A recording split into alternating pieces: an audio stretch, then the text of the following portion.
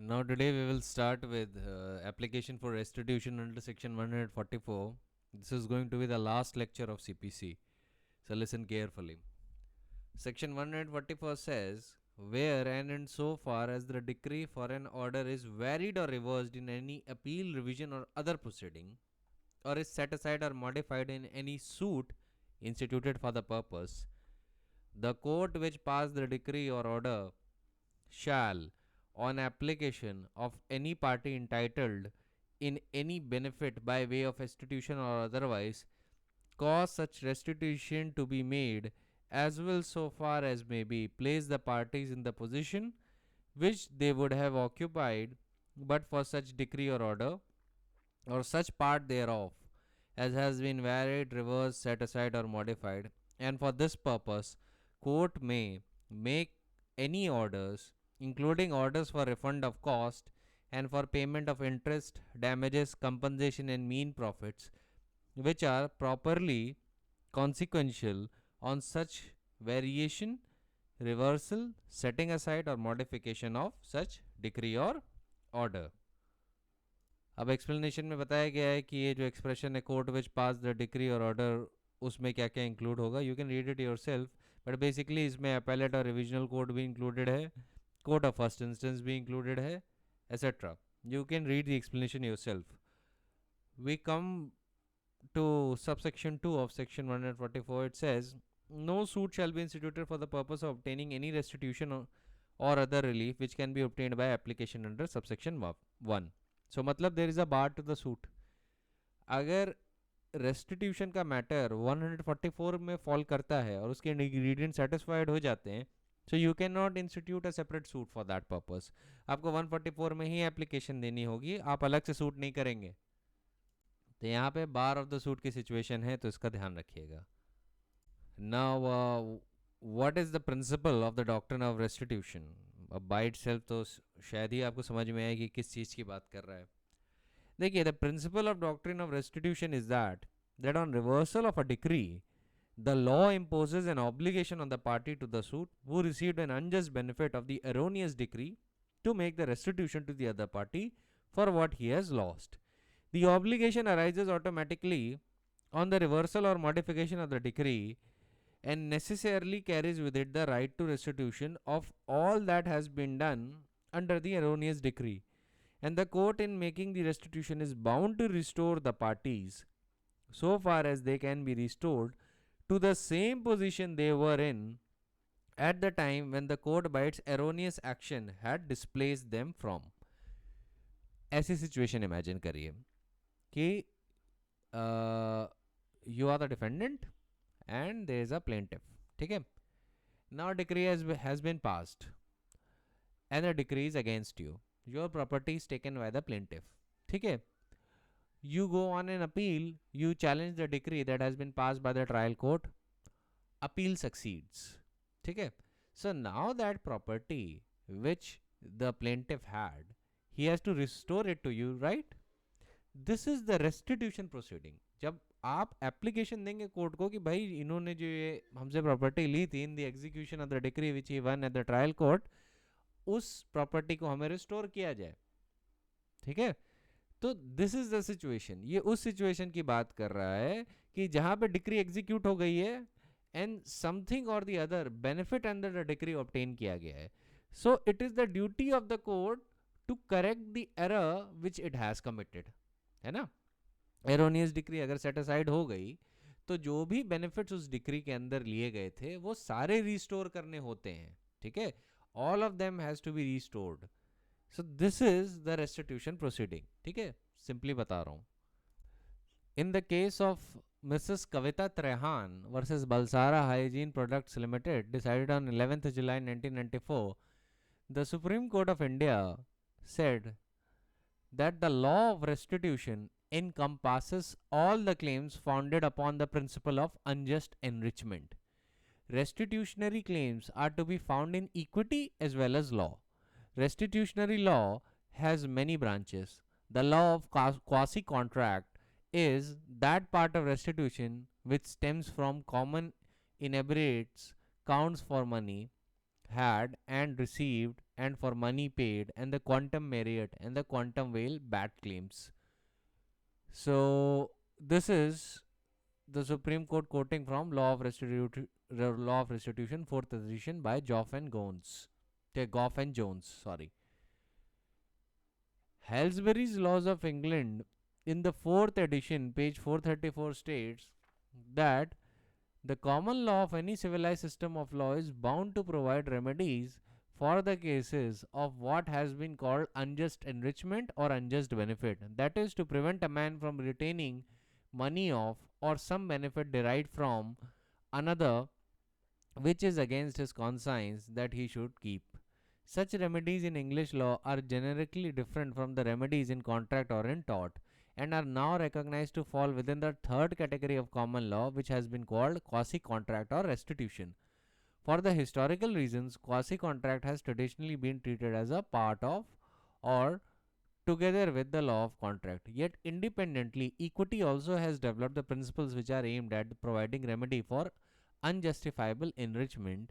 It may be that today these two strands are in process of being woven into a single topic in law, which may be termed as restitution. Supreme Court in that case referred to a Privy Council judgment of Jai Behram versus Kedarnath Marwari. In that, Privy Council said that it is the duty of the court under section 144 of CPC to place the parties in the position which they would have occupied but for such decree or such part thereof as has been varied and reversed. Alright. Then Privy Council says, nor indeed does this duty or jurisdiction arise merely under the said section. मतलब privy council ने कहा कि ये जो duty है restitution की, ये सिर्फ सेक्शन 144 में ही नहीं अराइज करती है. It is inherent in the general jurisdiction of the court to act rightly and fairly according to the circumstances towards all the parties involved.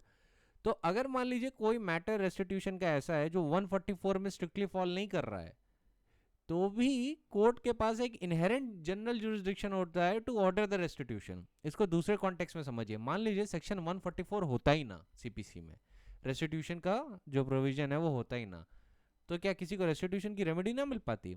Let us suppose एक party ने decree obtain की, ठीक है, x party decree obtain की और decree execute करवा ली. अब उसने वो प्रॉपर्टी रख ली which was the subject matter of the decree. ठीक है, डिक्री एग्जीक्यूट हो चुकी है. अब डिफेंडेंट आता है, फिर बताता है कि मुझे तो समन ही नहीं मिला था. फिर x party decree set aside करवाता है. तो क्या कोर्ट उसे ये बोल लेगा कि okay your decree can not be set aside now because the decree has been executed? Absolutely not, because it is always within the general jurisdiction of the court to restitute the very thing that has been obtained by plaintiff in execution of that decree. ठीक है, तो जो भी benefit उस decree में obtain किया गया, money हो, प्रॉपर्टी हो, कॉस्ट हो, एसेट्रा, ये सारा रिस्टोर करना पड़ जाएगा once that decree is set aside, varied और मॉडिफाइड. ठीक है, आइदर वोनली और पार्टली. अगर पार्टली है तो उस एक्सटेंट तक रेस्टिट्यूशन करना होगा that has been modified, varied और सेट असाइड. और अगर वोनली डिक्री सेट असाइड हो गई है, वेरिड या मॉडिफाइड हो गई, देन यू नो कि आपको फिर पूरे ही बेनिफिट्स रिटर्न करने होंगे whatever that has been obtained under a decree. So this is not just confined to section 144 बट the benefit of the restitution can also be taken under section 151 of CPC. ठीक है, अब देखिए जो भी matter जो section 144 में fall करता है वहां पे तो कोर्ट के पास कोई डिस्क्रेशन नहीं होता, कोर्ट को रेस्टिट्यूशन ऑर्डर करना ही करना होगा. ठीक है, कविता त्रेहान का जो जजमेंट है वो आगे ये भी बताता है आपको कि section 144 of CPC incorporates only a part of the general law of restitution. It is not exhaustive. The jurisdiction to make restitution is inherent in every court and will be exercised whenever the justice of the case demands. It will be exercised under inherent powers where the case did not strictly fall within the ambit of section 144. Section 144 opens with the words where and in so far as the decree or order is varied or reversed in any appeal, revision or other proceeding, or is set aside or modified in any suit instituted for the purpose. The instant case may not strictly fall within the terms of section 144, but an aggrieved party in such a case can appeal to the larger and general powers of restitution which are inherent in every court. तो basically आपको supreme court कह रहा है कि 144 के matters के अलावा भी रेस्टिट्यूशन की power is wasted with in the general jurisdiction of every court. तो उस पर्पस के लिए कोर्ट अपनी इनहेरेंट पावर को हमेशा कॉल कर सकता है जहां पे भी रेस्टिट्यूशन को कोई ऐसा मैटर है जो सेक्शन 144 में स्ट्रिक्टली फॉल नहीं कर रहा। ठीक है, याद रखिएगा section 144 of the CPC incorporates only a part of the general law of restitution. It is not an exhaustive provision. exhaustive नहीं है वो, और जहाँ पे भी कोई प्रोविजन एग्जॉस्टिव नहीं होता उस प्रोविजन में आप इनहेरेंट पावर अप्लाई कर सकते हैं। ठीक है, अब इसके कुछ इलिस्ट्रेशन कंसिडर करिए। पहला illustration, A obtains a decree against B for possession of immovable property and in execution of the decree obtains possession thereof. The decree is subsequently reversed in appeal. B is entitled under this section to restitution of the property even though there is no direction for restitution in the decree of appellate court. Restitution आपको करना ही करना होगा, कोई option नहीं रह जाता once the matter falls under the four corners of section 144. Specific direction देने की भी यहाँ पे ज़रूरत नहीं होती है। Restitution is a normal consequence of that. ठीक है, अगर decree reverse वैरी या set aside हो गई then the restitution is a consequence of that. अगर some benefit has been obtained under the decree then that has to be returned. दूसरा illustration, A obtains a decree against B for rupees 5,000 and recovers the amount in execution. Decree subsequently reversed in appeal. B is entitled under section 144 to a refund of the amount together with the interest up to date of repayment, though the appellate court may be silent as to the amount of interest. Again, here too, this is the necessary consequence. Object क्या है restitution का? See, the doctrine of restitution is based on a very well-known maxim, actus curiae neminem grevabit. It means the act of the court shall harm no one. So, in the words of Lord Cairns, C-A-I-R-N-S, one of the first and highest duties of all court is to take care that the act of the court does no injury to the suitors. The law also imposes an obligation on the party who received benefit of an erroneous judgment to make restitution to the other party for what he has lost, and it is duty of the court to enforce this obligation. Hence, the doctrine of restitution is based on equitable principles. In the proceedings for restitution, the court should pass an order consistent with justice to both the parties. Again, I quote the judgment of Jai Behram versus Kedarnath Marwari. Privy Council said that under section 144, it is the duty of the court to place the parties in the position which they would have occupied but for such decree or such part thereof as has been varied or reversed. मतलब इसका इस expression का क्या मतलब है? इस expression का ये मतलब है कि पार्टीज को उसी पोजीशन में रखना है जैसे कि डिक्री पास हुई ना होती। तो जैसे कि अभी आपने ये इलस्ट्रेशन देखा 5,000 रुपये वाला, मैंने अभी आपको बताया, तो इसमें इंटरेस्ट क्यों ऑर्डर हुआ है? इसमें इंटरेस्ट इसलिए ऑर्डर हुआ है, इवन दो अपीलेट कोर्ट ने इंटरेस्ट नहीं ऑर्डर किया था, लेकिन जो इंटरेस्ट का अमाउंट है वो लगेगा। वो इसलिए लगेगा क्योंकि एक्सप्रेशन जो 144 में यूज किया गया है वो ये है, to place the parties in the position they would have occupied but for such decree. अब वो जो 5,000 का अमाउंट था वो उसका अमाउंट था, ठीक है, वो उस पार्टी का जेन्युइन अमाउंट था, ठीक है। इन दिस केस बी का, वो उस इलस्ट्रेशन में बी का अमाउंट था क्योंकि ए ने डिक्री जो ऑब्टेन की थी वो बी के खिलाफ ऑब्टेन की थी और 5,000 का अमाउंट एग्जीक्यूशन में रिकवर करा लिया था, पर डिक्री रिवर्स हो गई। तो अगर उसे 5,000 रुपये वापस कर दिए जाते हैं मेयरली, तो क्या वो वापस उसी पोजीशन पे आता है? अब मान लीजिए 3 से 4 साल लग गए अपील को प्रोसिक्यूट करने में और 4 साल बाद डिक्री रिवर्स होती है, तो इन्फ्लेशन को देखते हुए और करेंसी की वैल्यू को देखते हुए जो 5,000 की परचेजिंग पावर थी और जो 5,000 की एक्चुअल पावर थी वो तो घट गई है ना।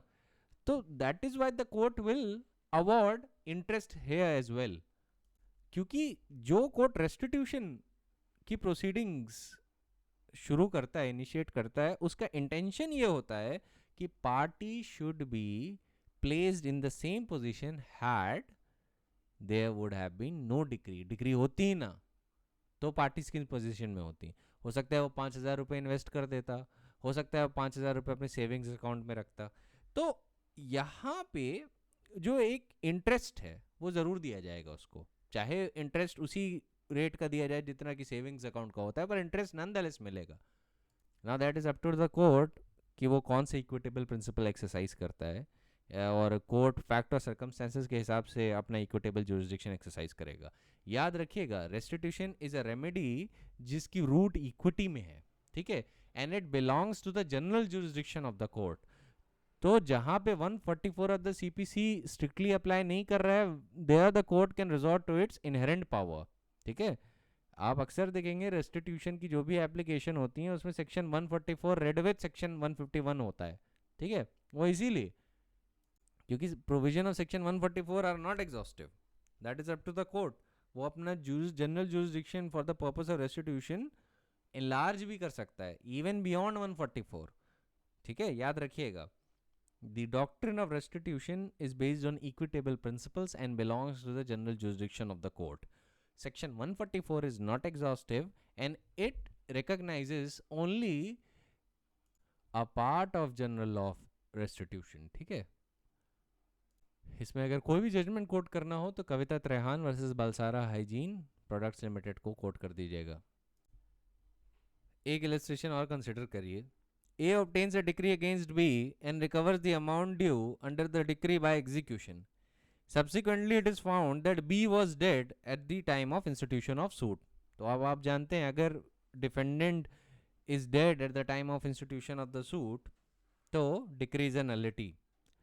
And the court, having levied execution while there was legally no decree at all, has inherent power to rectify the mistake and order restitution. ठीक है, याद रखिएगा मैंने अवेटमेंट प्रोसीडिंग्स में बताया था कि अगर मान लीजिए मैं एज अ प्लेंटिव अपनी प्लेंट लेके जाऊं कोर्ट में और जिस डेट को मैं प्लेंट फाइल कर रहा हूं उस दिन डिफेंडेंट डेड है, ठीक है, मर चुका है वो ऑलरेडी, या उस दिन मर गया उससे पहले मर गया, तो उस सिचुएशन में जो भी डिक्री इस केस में पास होने वाली है वो नलिटी होगी, ठीक है। क्योंकि मैंने डिफेंडेंट के लीगल रिप्रेजेंटेटिव्स को रिकॉर्ड पे नहीं लाया हूँ, मैं सिर्फ डिफेंडेंट के खिलाफ केस फाइल कर रहा हूँ विदाउट हैविंग द नॉलेज कि defendant is not alive any more, he is dead. तो मुझे नॉलेज नहीं है, तो मैंने अगर फाइल किया और इस केस में अगर डिक्री पास हुई तो डिक्री नलिटी होगी, ठीक है। You can not file a suit against a dead person. तो ऐसी सिचुएशन में जो आपका कोर्ट है, कोर्ट को एक बार ये पता चल गया कि यहाँ पे तो डिफेंडेंट शुरुआत से ही डेड था, तो डिक्री तो नलिटी है, तो इवन दो लॉ की नज़र में there is no decree at all, court still has the inherent power to rectify the mistake and order restitution, ठीक है। अब एक चीज़ का ध्यान रखिएगा, क्योंकि ये इक्विटेबल प्रिंसिपल है ना, तो अगर कोई भी applicant seeks to take undue advantage of its own wrong, तो हो सकता है कोर्ट इन सर्टेन सर्कमस्टेंसेज में रिफ्यूज रेस्टिट्यूशन। कोर्ट कभी भी किसी भी पर्सन को undue advantage of his own wrong लेने नहीं देगा, ठीक है। So you should be aware regarding that कि क्योंकि ये इक्विटेबल प्रिंसिपल है, इक्विटी का जो रेस्टिट्यूशन का प्रिंसिपल है, it is based in equity. तो ऐसी सिचुएशन में if a person takes undue advantage of his own wrong, then the court may even refuse restitution to the extent as it would have normally allowed. लेकिन ये वाला point आपके general jurisdiction पे apply करता है ज़्यादा, ठीक है। जो जनरल जुरिस्डिक्शन है आपका, जो कोर्ट में इनहेरेंट करता है for the purpose of restitution, ठीक है। We are discussing law of restitution, so it is not just confined to section 144, you have to read section 144 with section 151, that is the inherent power of the court. अभी उस पर भी आएंगे। Restitution के लिए क्या कंडीशंस हैं? देखिए, जो पहली कंडीशन है कि वहाँ पे एक एरोनियस जजमेंट होना चाहिए और डिक्री पास होनी चाहिए।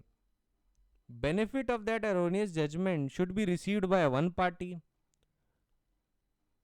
And the decree should have been executed.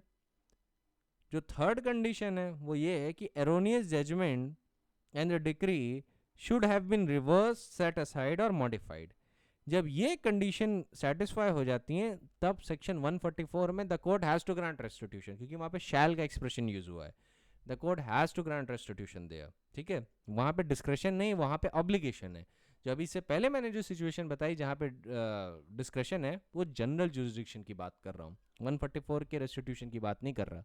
तो जहाँ पे 151 में रेस्टिट्यूशन की पावर एक्सरसाइज कर रहा है, क्योंकि रेस्टिट्यूशन का लॉ ही इक्विटेबल जुरिस्डिक्शन पे बेस्ड है, तो वहाँ पे if a person is taking undue advantage of his own wrong, the court may refuse restitution. However, if the case falls under section 144 of CPC, then the court does not have a discretion.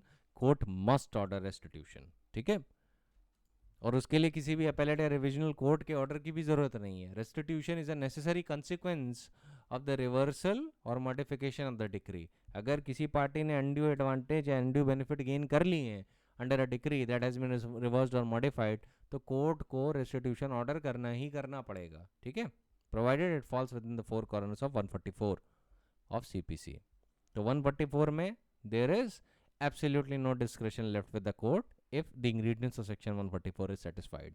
However, under 151, which is the general jurisdiction of the court to order restitution, वहाँ पे court के पास discretion होता है to see if the person is taking under advantage of its own wrong et cetera et cetera, ये सारी अगर चीज़ें हैं, and the court might even refuse restitution there. याद रखिएगा, रेस्टिट्यूशन की जो ओरिजिन है वो इक्विटेबल इन नेचर है, वो इक्विटी के लॉ को बिलोंग करती है. अब एक चीज़ का ध्यान रखिएगा कि जो सेक्शन 144 में जो पार्टी का जो टर्म यूज़ हुआ है, सीपीसी के सेक्शन 144 में जो पार्टी का टर्म यूज़ हुआ है, it is not confined to mean only technical parties to the suit or appeal, but includes any beneficiary under the final judgement. ठीक है, याद रखिएगा, any beneficiary under the final judgement can also apply for the benefit of restitution. ठीक है, the circumstances so arise.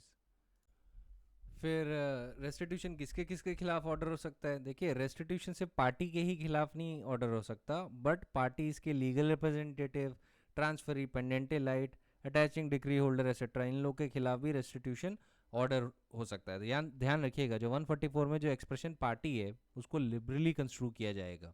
ठीक है, it will be construed liberally. एक और बात याद रखिएगा रेस्टिट्यूशन के लिए कि proceedings for restitution are considered proceedings in execution.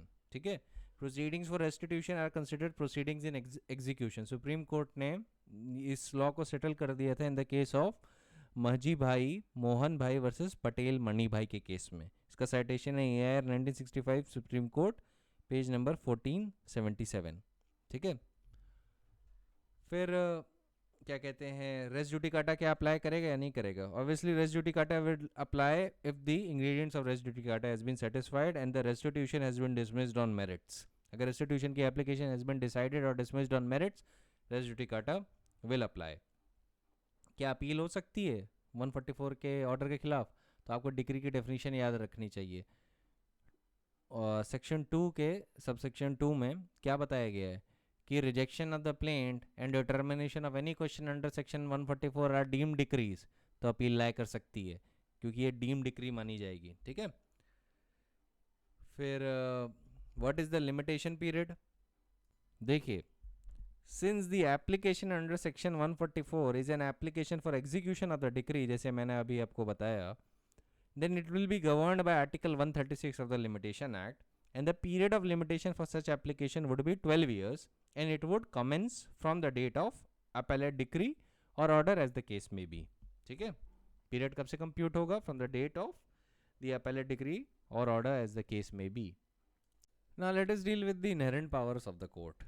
ठीक है, section 151 says that nothing in this code, nothing का मतलब समझ गए होंगे, सेविंग क्लॉज है. Nothing in this code shall be deemed to limit or otherwise affect the inherent power of the court to make such orders as may be necessary for the ends of justice or to prevent abuse of the process of the court. ठीक है, तो ये दो situation मिलती हैं.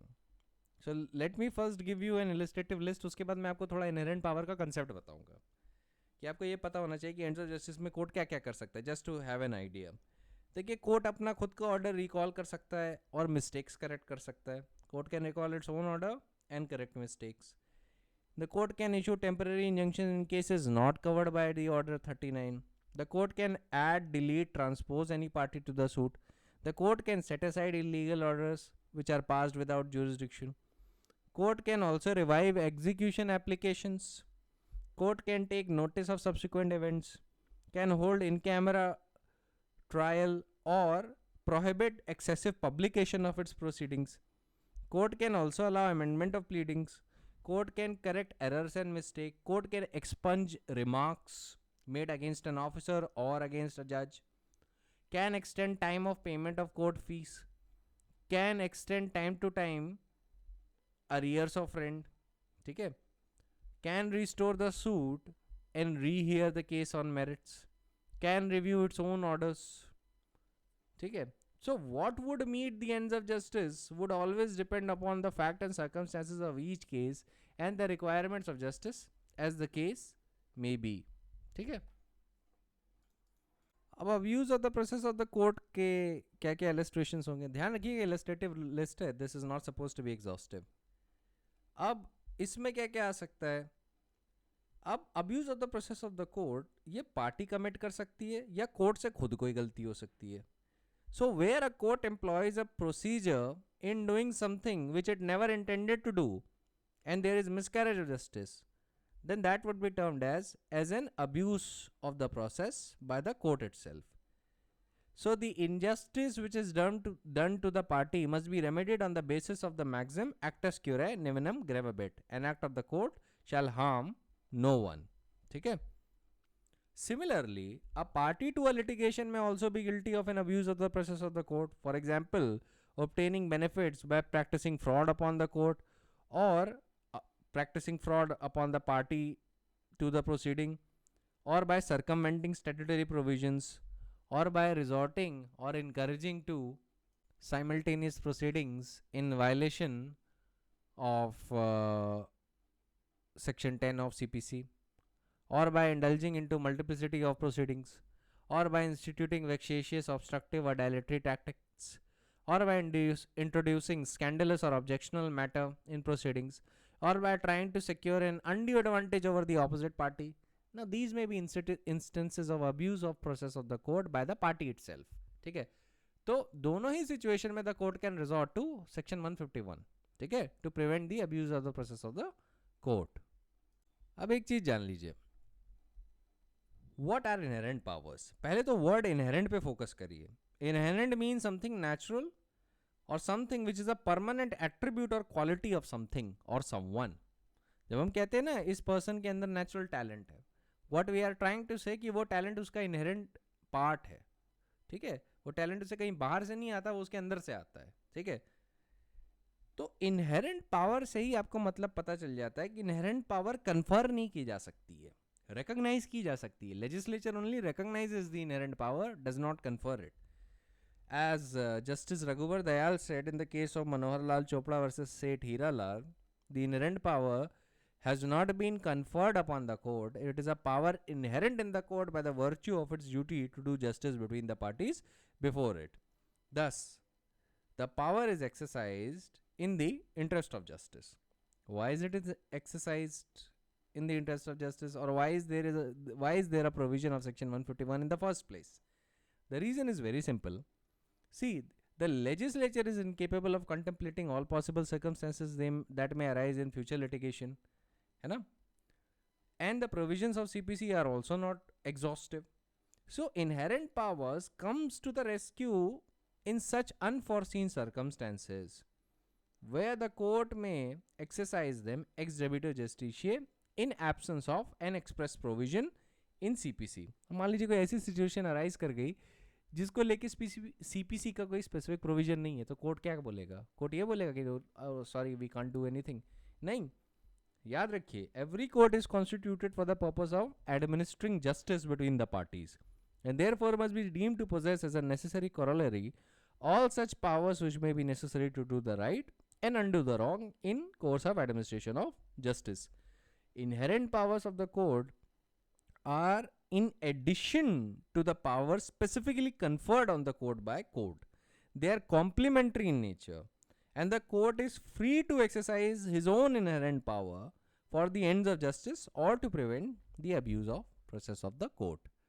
हमेशा याद रखिएगा, inherent powers are not conferred. Statutory powers कई तरह की हो सकती हैं जो कोर्ट पे कन्फर की जाएं, पर inherent power कभी भी कन्फर नहीं की जाती हैं. Inherent power recognize की जाती हैं. It is something which is inherent in the court of law. ठीक है? अब inherent power कब exercise नहीं की जा सकती? Always remember, they cannot be exercised in conflict with what has already been provided by the legislature itself in CPC, or it cannot be exercised against the intention of legislature. If there is an express provision dealing exhaustively with a particular matter and covering a particular topic, then by necessary implication no inherent power shall be exercised in respect of the said topic. Again, inherent power are to be exercised in exceptional circumstances. They are not to be exercised in derogation of the statute. कभी भी inherent power statute के derogation के लिए exercise नहीं होती. अगर statute ने कोई प्रोविजन दे रखा है एक पॉइंट से डील करने के लिए, तो इनहेरेंट पावर आप एक्सरसाइज करके उसको एकदम बाईपास नहीं कर सकते कि ओके स्टैट्यूट में लिखा होगा but I am bypassing. No, you can't do that. ठीक है. Inherent powers are always complementary. ठीक है. They are not meant to supplant the statutory provisions. So let me give you a list of what the courts cannot do in the exercise of its inherent power. So in case of inherent power, a court cannot invest itself with jurisdiction which is not invested in it by law. The court cannot grant or circumvent the provision of section 10 of CPC, or the court cannot allow a set-off in execution proceeding at the instance of the auction purchaser, ignoring the provisions of Order 21 Rule 84. The court can also, it cannot remand a case ignoring the provisions of Order 41, Rule 23 and 25. The court cannot also reopen the questions which have already been heard and finally decided by it, which are consequently barred by general principle of res judicata. The court cannot appoint a commissioner keeping aside the statutory provisions of section 75 read with Order 26.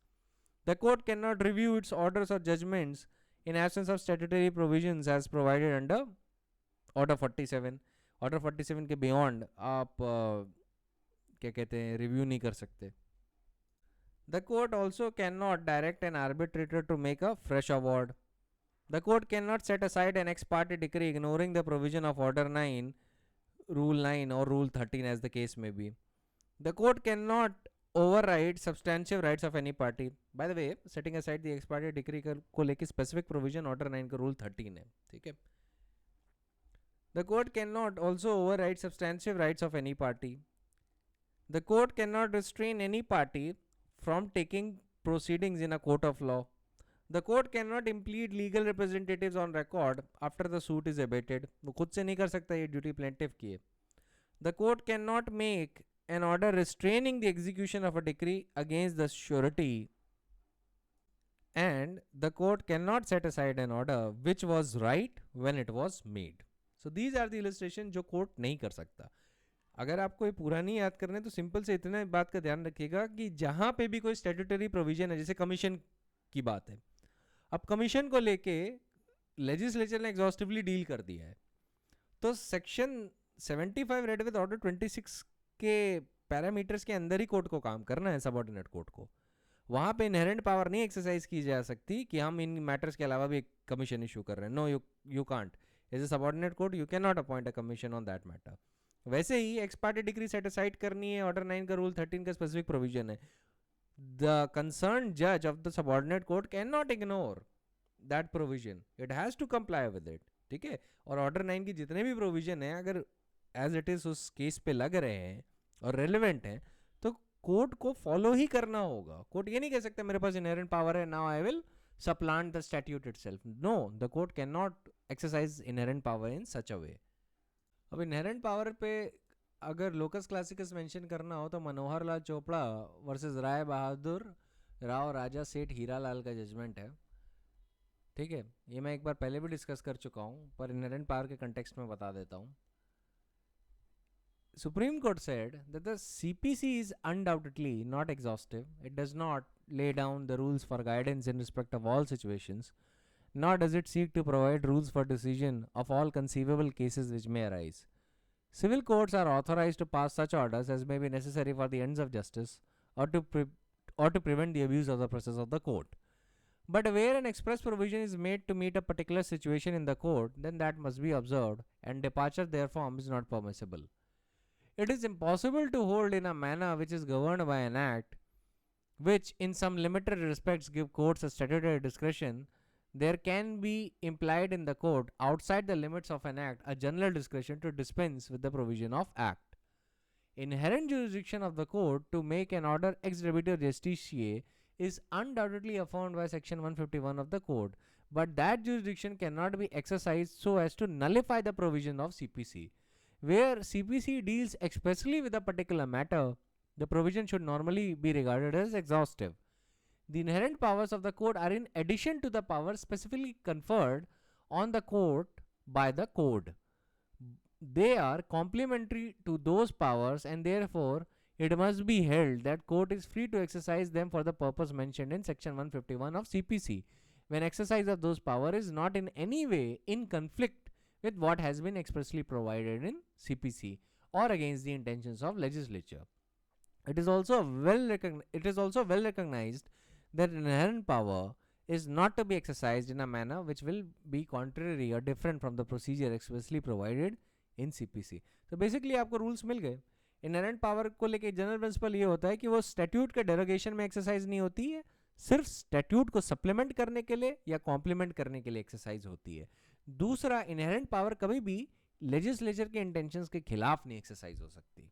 ठीक है, यही points का reiteration Supreme court ने messrs Ramchand and son sugar mills versus Kanhaiyalal Bhargav के case में भी किया. ठीक है, वैसे ही shipping corporation of India limited versus Machado brothers and others decided on 25 March 2004 में भी यही सेम रीइटरेशन किया. वैसे ही सुप्रीम कोर्ट ने Ramji Gupta and another versus Gopi Krishna Agarwal decided on 11 April 2013 में भी सेम पॉइंट रिटरेट किए, और काफ़ी हाई कोर्ट के जजमेंट्स को रेफर करने के बाद इसी कंक्लूजन पे आया. पर उन्होंने कुछ और भी बातें करी जो मैं बता देता हूँ एक पैराग्राफ में आपको, बहुत शॉर्ट में है वो. Supreme Court said that Section 151 of CPC is not a substantive provision that confers the right to get any relief in any kind. It is mere procedural provision which enables a party to have the proceeding of a pending suit conducted in a manner that is consistent with justice and equity. The court can do justice between the parties before it. Similarly, inherent powers cannot be used to reopen settled matters. Inherent powers of the court must, to that extent, be regarded as abrogated by the legislature. मतलब जिस matter को exhaustively legislature ने deal कर दिया है, उन matters में आप इनहेरेंट पावर नहीं एक्सरसाइज कर सकते. A provision barring the exercise of inherent power need not be express. It may even be implied. Inherent power cannot be used to restrain the execution of a decree at the instance of the one who is not a party to the suit. Such a power is absolutely essential for securing the ends of justice and to overcome failure of justice. The court under section 151 may adopt any procedure to do justice unless the same is expressly prohibited. ठीक है, फिर on the matters of consolidation of the suit, the Supreme Court said that the consolidation of the suits has not been provided for any of the provisions under CPC unless there is a state amendment in that regard. Thus, consolidation of the suit can be done in the exercise of inherent power under section 151 of the CPC, where the common question of law and fact arise therein, and the same must also not be a case of misjoinder of parties. तो supreme court ने बोला कि देखिए consolidation of the suits को लेके जो matter है कि इसको लेके सीपीसी में कोई स्पेसिफिक प्रोविजन तो है नहीं, तो कोर्ट ने बोला कि ऐसी सिचुएशन में जो कोर्ट है, ट्रायल कोर्ट है, वो अपनी इनहेरेंट पावर में सूट्स को कंसोलिडेट कर सकता है जहां पे common question of law and fact arise करते हैं, और that shouldn't be a case of misjoinder of parties. मतलब पार्टीज भी प्रॉपर होनी चाहिए, वहां पे मिसजॉइंडर ऑफ द पार्टीज का केस नहीं होना चाहिए. ठीक है, प्रॉपर पार्टीज और नेसेसरी पार्टीज उस केस में होनी चाहिए. ठीक है, साथ में a common question of law and fact should arise. तो ये हो गया आपका इनहेरेंट पावर पे शॉर्ट नोट. अब केस में तो मैंने आपको थोड़ी एडवांस चीज़ें भी दी हैं, पर आपको एग्जाम में कभी भी एडवांस चीज़ें लिखने की ज़रूरत नहीं है. इनहेरेंट पावर पे शॉर्ट नोट्स आते हैं, ज़्यादा से ज़्यादा एक क्वेश्चन आएगा. तो इनहेरेंट पावर को लेके आपको मनोहर लाल चोपड़ा वर्सेस राय बहादुर राव राजा सेठ हीरालाल का जजमेंट लिखना है. आप सीधे लिख दीजिएगा मनोहर लाल चोपड़ा वर्सेस सेठ हीरालाल. ठीक है, और आप रामजी गुप्ता वर्सेस गोपी कृष्ण अग्रवाल के जजमेंट के कंसोलिडेशन ऑफ द सूट के पॉइंट को मेंशन कर सकते हैं. और बाकी आप उस जजमेंट को जब आप पढ़ेंगे, जैसे मैंने स्टडी नोट में दिया है, तो आपको मिल जाएगा कि मोर और लेस वही बातें रिटरेट कर रहा है। अब उसमें सुप्रीम कोर्ट ने कुछ क्या कहते हैं एक्स्ट्रा इलस्ट्रेशन भी दिए हैं जो काफ़ी एडवांस हैं आपके लिए, तो अभी वो आपके लिए बिल्कुल भी नेसेसरी नहीं है, क्योंकि देखिए हम लोग बेसिक फाउंडेशन क्लियर कर रहे हैं। So right now never quote that in examination, क्योंकि आपके टीचर को भी नहीं पता होगा ये, ठीक है, unless and until he is a practising lawyer in the high court और द सुप्रीम कोर्ट। तो ऐसी सिचुएशन में do not quote those examples, even though you would be correct, आप करेक्ट होंगे, यू वोंट बी रॉन्ग, लेकिन अगर जब तक आपके पास रिव्यू का कोई ऑप्शन नहीं हो जहाँ पे आप बता ना सकें कि देखिए सर मैंने तो इस जजमेंट के बेसिस पे दिया है, तब तक हो सकता है कि एग्जामिनर आपके नंबर काट दे, ठीक है। तो वहाँ पे कुछ एक्सेप्शनल पॉइंट्स आपको दिखेंगे, उनको मेंशन मत करिएगा, बस अपनी नॉलेज में रखिएगा कि हाँ ऐसा भी होता है प्रैक्टिस में, प्रैक्टिसिंग लॉयर्स के लिए वो पॉइंट बहुत रेलिवेंट होंगे, ठीक है। So I think that is it, आपका सीपीसी ख़त्म, and I will see you in the next topic.